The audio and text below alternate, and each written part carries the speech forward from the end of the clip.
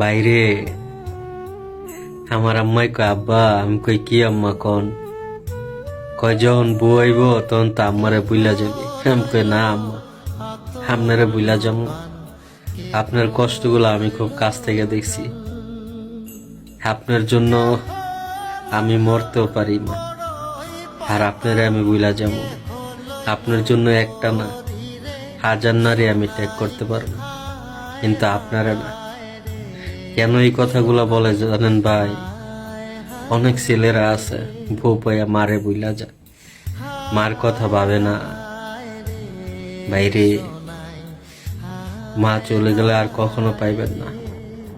মারে যদি একবার কষ্ট দেন, মার মনে যদি আঘাত খায়, তাহলে আল্লাহর আরশ পর্যন্ত কেঁপে যায়। সেই মারে কেউ কষ্ট দিয়েন না ভাই। মা, মায়ের দোয়া ছাড়া দুনিয়াতে কিছুই করতে পারবেন না।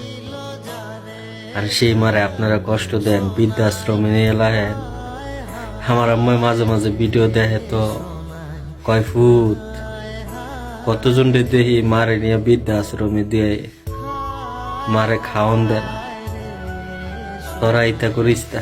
আমার এই কথাটা গুলা শুনলে আমার চোখ দিয়ে পানি ভাই।